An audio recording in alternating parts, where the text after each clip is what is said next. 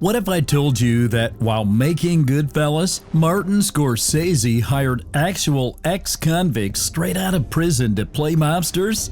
That one actor in the film was later convicted of carrying out real mob hits for the same crime family the movie was about. And that the famous Copacabana scene took 8 takes because the actors kept screwing up while navigating through a real working kitchen. Goodfellas hit theaters in 1990 and changed gangster movies forever, but the production was filled with secrets that are more twisted than anything in the film itself.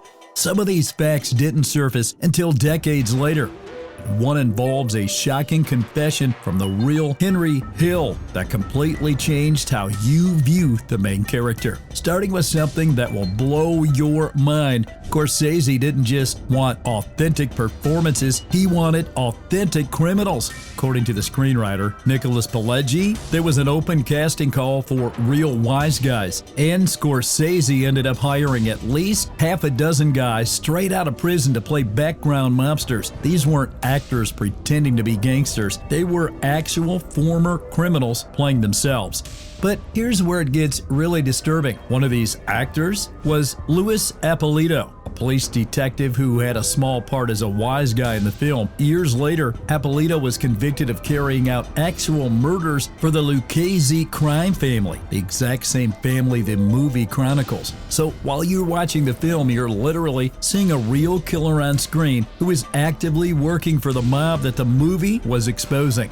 Our second shocking revelation, we dive into just how violent the original cut really was. When Goodfellas was first submitted to censors, they were horrified and slapped it with an NC-17 rating that would have killed it commercially. The original Billy Bat's torture sequence, Spider's execution, and the post-Lufthansa massacre were so graphic that editor Thelma Shoemaker had to trim 10 separate violent scenes. What's disturbing is that even after all those cuts, critics still called it shockingly violent. The version we see in theaters is actually the sanitized cut. Somewhere in Scorsese's vault sits footage so brutal that censors deemed it unwatchable for public consumption. Makes you wonder what nightmare scenes ended up on the cutting room floor. Moving to our third mind-bending fact, the iconic funny how, like I'm a clown, scene that terrifies everyone wasn't scripted. It came from Joe Pesci's real brush with death. Years before the movie, Pesci was working at a restaurant when he told a real mobster he was funny. The wise guy's face went stone cold and he asked, "Funny how?" Pesci realized he might have just insulted a killer. In mob culture, calling someone funny could mean calling them a joke, potentially a death sentence. When Pesci shared this story during rehearsals, Scorsese kept it out of the shooting script so Ray Liotta's terrified reaction would be genuine. That fear you see on screen is real because Liotta had no idea how Pesci would deliver those chilling lines. Our fourth revelation will completely rewrite how you see the main character. The movie portrays Henry Hill as someone who witnesses violence but never kills anyone himself.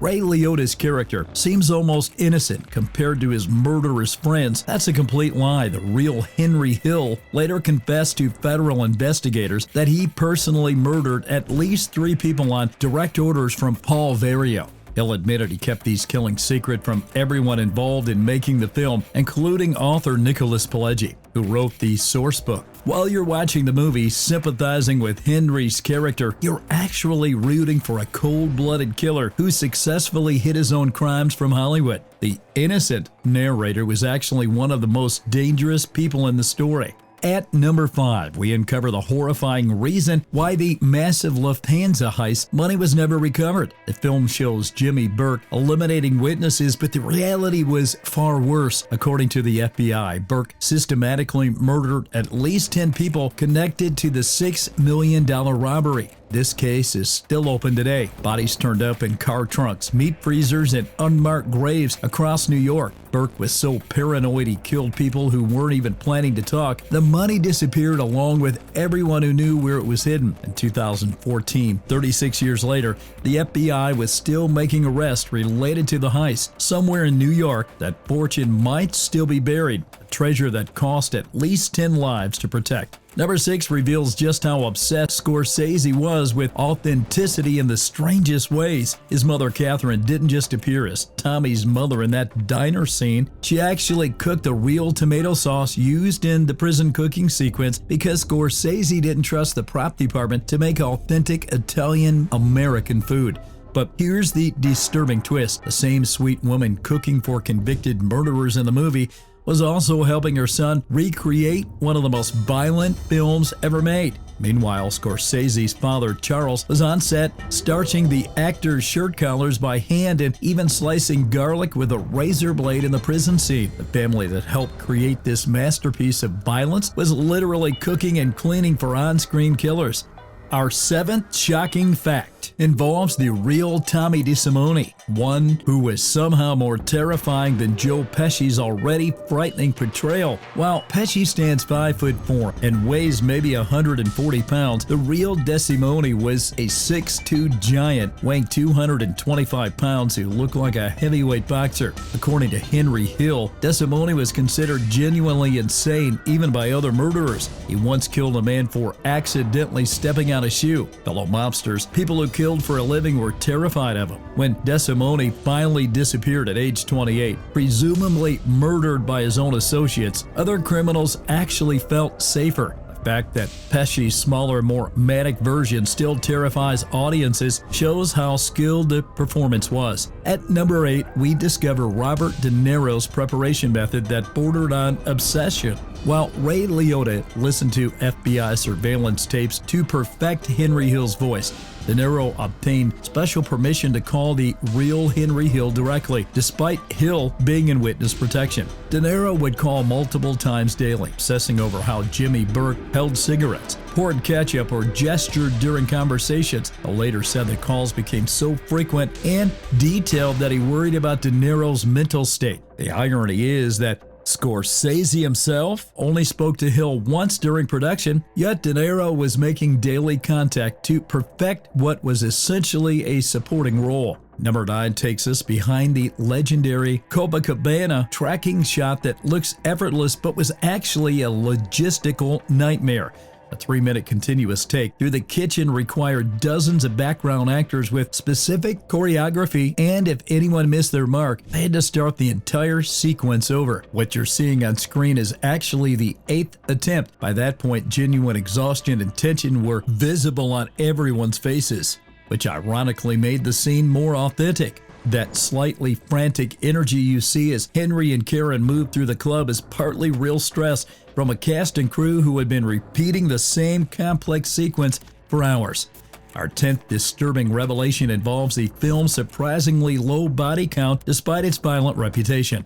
Only 5 murders actually happen on screen: Spider, Billy Bats, Stax Edwards, Maury, and Tommy. Compared to other films released the same year, Goodfellas is relatively tame in terms of actual deaths shown. But here's what makes this fact disturbing. The threat of violence is so constant and expertly crafted that audiences remember the film was far more violent than it actually is. Scorsese created a masterpiece in psychological tension where the fear of violence became more powerful than violence itself. The most disturbing scenes are often the ones where nothing happens, but everyone knows it could. At number 11, we learn about Paul Sorvino's terrifying transformation that scared even himself.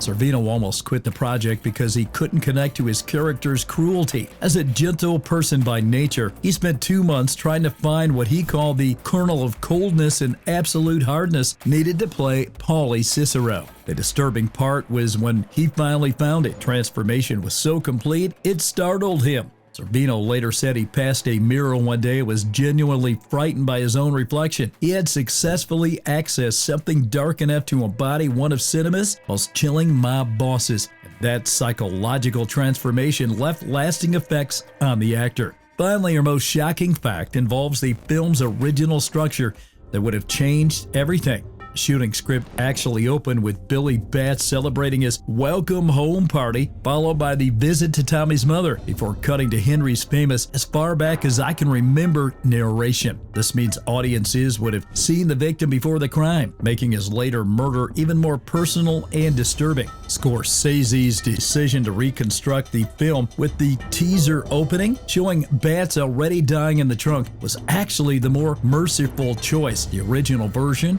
would have made viewers invest emotionally in a character they knew was doomed, creating a different kind of psychological horror. So there you have it, the 12 facts proving that Goodfellas wasn't just a movie about criminals, but a production that blurred the lines between fiction and reality in ways that still shock today. From hiring real ex-cons to actors transforming so completely they scared themselves, the making of this masterpiece was almost as dangerous as the world it depicted. Which fact disturbed you the most? Did learning about the real people behind these characters change how you watch the film? Drop your thoughts below. And if you want more dark secrets from Hollywood's greatest movies, hit that subscribe button, because we're just getting started digging into the truth behind the camera.